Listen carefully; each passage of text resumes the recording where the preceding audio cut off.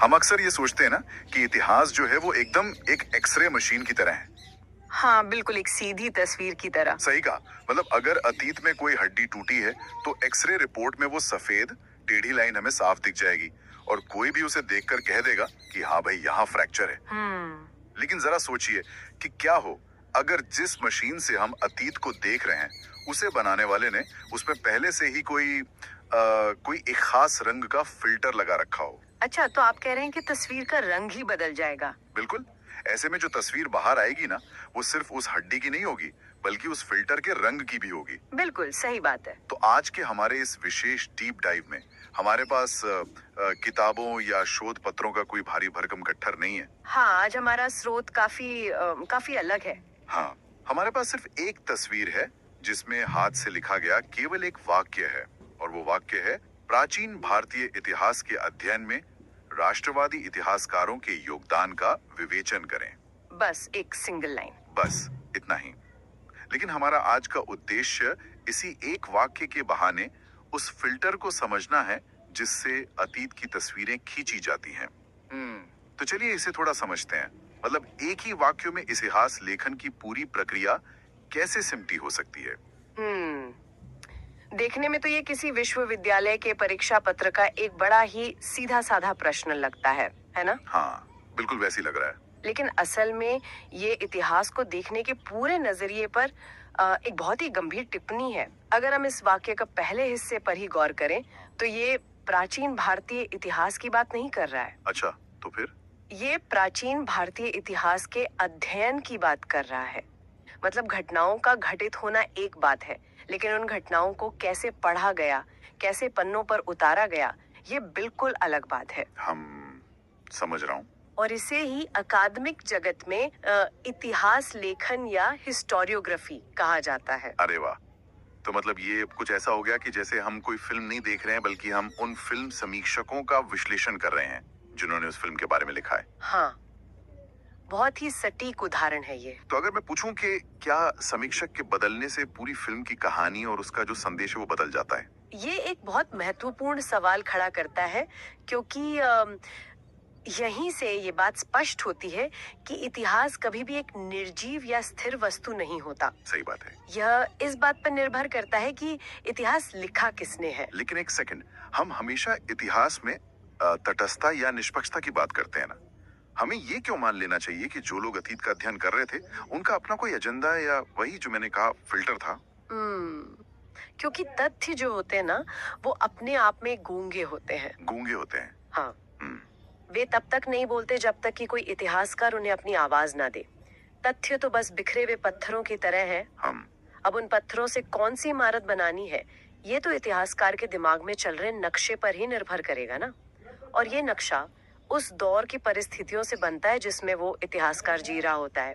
यहाँ बात सच में बहुत दिलचस्प हो जाती है, क्योंकि अगर हम इस वाक्य में दिए गए राष्ट्रवादी विशेषण को पकड़ें तो ये साफ इशारा कर रहा है कि ये कोई सामान्य इमारत नहीं बन रही थी। बिल्कुल नहीं। ये राष्ट्र के निर्माण या कम से कम राष्ट्र की एक सामूहिक पहचान बनाने की कोशिश थी। लेकिन मेरा सवाल ये है कि ये प्रतिक्रिया आई कहाँ से? मतलब राष्ट्रवादी इतिहासकारों को अचानक प्राचीन भारत के पन्नों में राष्ट्र ढूंढने की जरूरत क्यों महसूस होने लगी? इसका उत्तर उस दौर के सबसे बड़े राजनीतिक और वैचारिक संघर्ष में छिपा है और वो था उपनिवेशवाद। अच्छा, अंग्रेजों का शासन? हाँ, राष्ट्रवादी इतिहास लेखन कोई शून्य से पैदा हुई विचारधारा नहीं थी। ये सीधे तौर पर ब्रिटिश औपनिवेशिक नैरेटिव के खिलाफ एक बौद्धिक विद्रोह था। तो मतलब वो एक तरह से जवाब दे रहे थे? बिल्कुल। 19वीं शती में जेम्स मिल जैसे ब्रिटिश इतिहासकारों ने भारत के इतिहास को बहुत ही खास तरीके से लिखा। उन्होंने इसे हिंदू काल, मुस्लिम काल और ब्रिटिश काल में बांट दिया। ये तो हमने स्कूलों में भी पढ़ा है। हाँ, और उनका मुख्य तर्क ये था कि भारत का अपना कोई राजनीतिक दर्शन नहीं है। उन्होंने कहा कि यहाँ हमेशा से प्राच्य निरंकुशता रही है प्राच्य निरंकुशता मतलब एक ऐसा समाज जहां सिर्फ तानाशाह राजाओं का राज रहा है और यहाँ के लोगों को स्वशासन या लोकतंत्र का कोई ज्ञान ही नहीं था। ओहो, मतलब ब्रिटिश नैरेटिव ये साबित करने की कोशिश कर रहा था कि भारतीय लोग ऐतिहासिक रूप से खुद पर शासन करने के काबिल ही नहीं है। बिल्कुल। और इसलिए उन पर ब्रिटिश राज एक तरह से उनके भले के लिए ही है, एक वो क्या कहते हैं, सभ्य बनाने का मिशन। हाँ, सिविलाइजिंग मिशन। और यही वो बिंदु था जहाँ भारतीय विद्वानों ने कलम उठाई।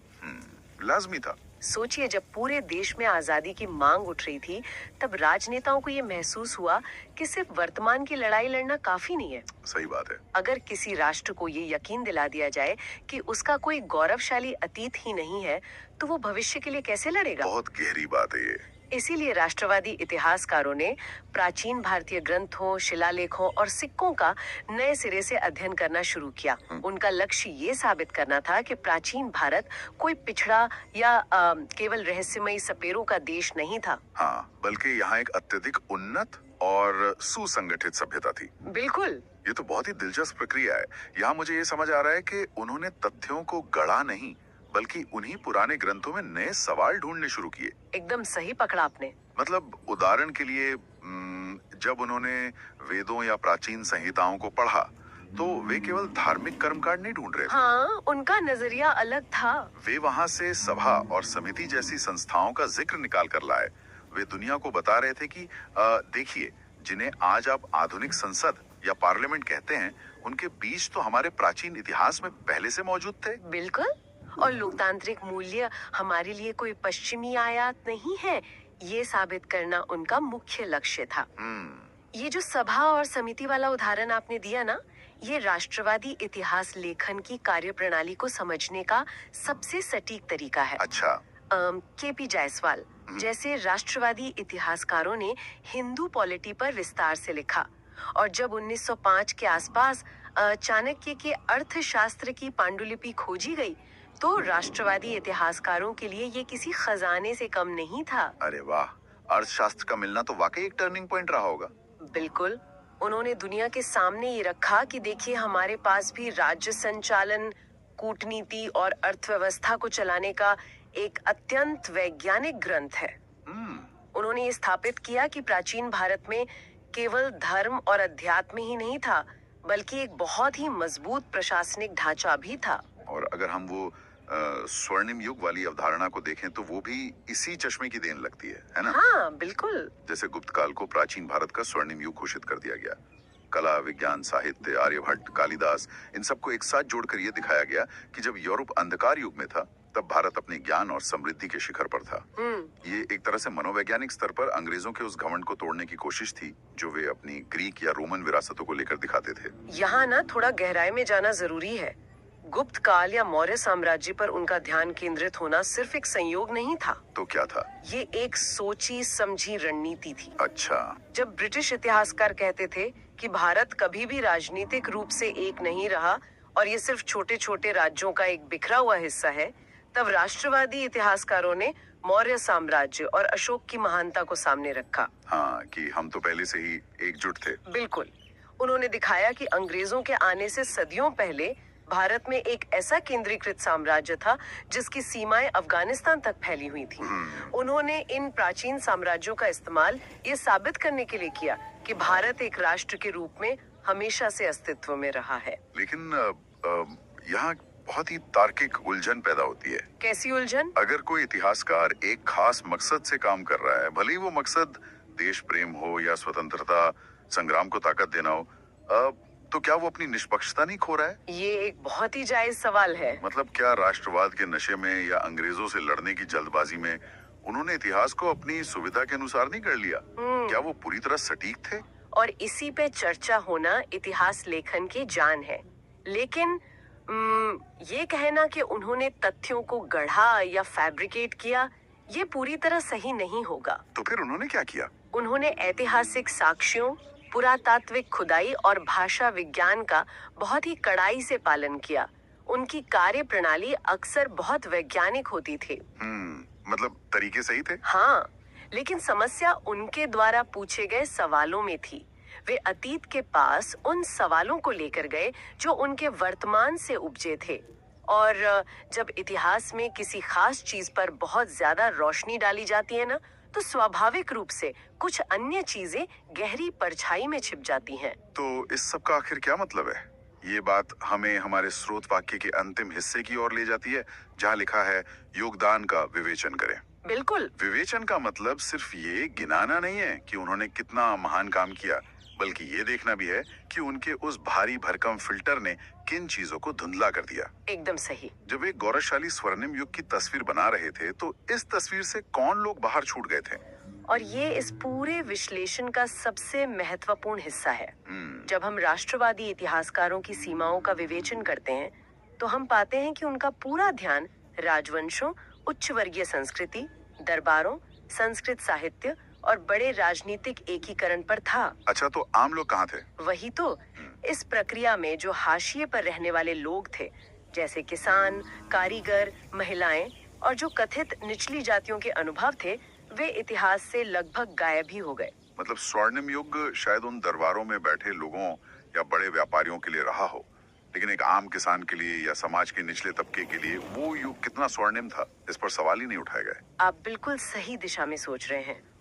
राष्ट्रवादी इतिहासकार वर्ण व्यवस्था या जाति व्यवस्था जैसी कठोर सामाजिक असमानताओं को अक्सर नजरअंदाज कर देते थे, या फिर वे इनका बचाव ये कहकर करते थे कि प्राचीन काल में ये व्यवस्था जन्म पर नहीं बल्कि कर्म पर आधारित थी। हाँ, ये तर्क तो आज भी सुनने को मिलता है। बिल्कुल। वे उन सामाजिक दरारों को स्वीकार करने से बचते थे जो उनके महान और एकजुट राष्ट्र के नैरेटिव को कमजोर कर सकती थी। समझ रहा हूँ। एक तरह से उन्होंने ब्रिटिश इतिहासकारों के सांचे को ही अपनाया, बस उसमें रंग अपने भर दिए। ब्रिटिश कहते थे कि प्राचीन भारत अंधकारमय था। राष्ट्रवादियों ने कहा कि नहीं, वो तो स्वर्णिम था। लेकिन दोनों ही आम इंसान की यथार्थ से बहुत दूर थे। बिल्कुल। ये तो उसी तरह हुआ कि हम एक ही सिक्के के दो पहलू देख रहे हैं, लेकिन सिक्के के किनारे पर क्या है उस पर तो किसी का ध्यान ही नहीं गया। बहुत ही उम्दा बात कही आपने। तो फिर इस पूरी चर्चा को समेटते हुए हम उनके योगदान को कैसे आंकें?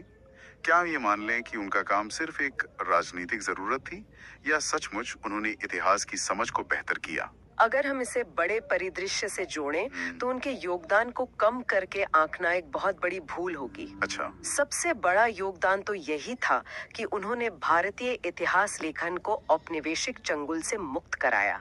उन्होंने दुनिया को यह दिखाया कि भारतीय विद्वान खुद अपने इतिहास का अध्ययन करने में सक्षम हैं।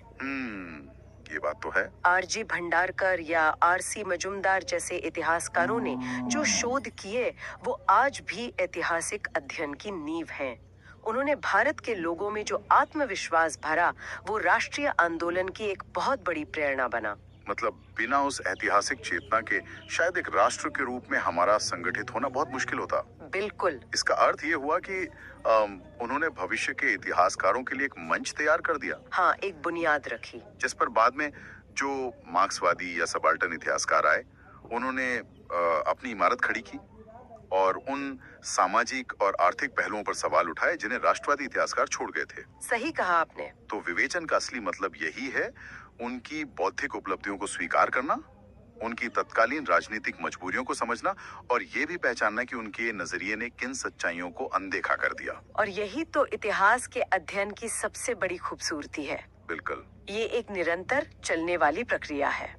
हर दौर का इतिहासकार अपने समय के सवालों के जवाब अतीत में खोजता है।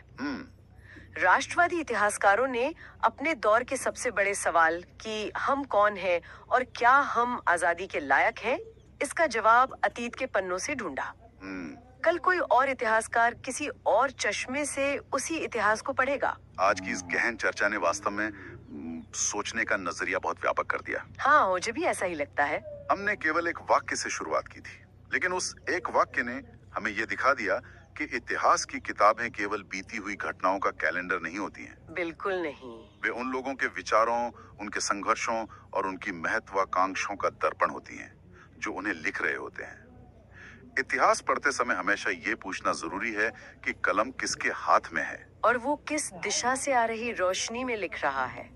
ये आलोचनात्मक सोच आज के युग में और भी अधिक जरूरी हो जाती है, जहाँ हर जानकारी किसी न किसी एजेंडे या फिल्टर से होकर हम तक पहुँचती है। एकदम 100% की बात।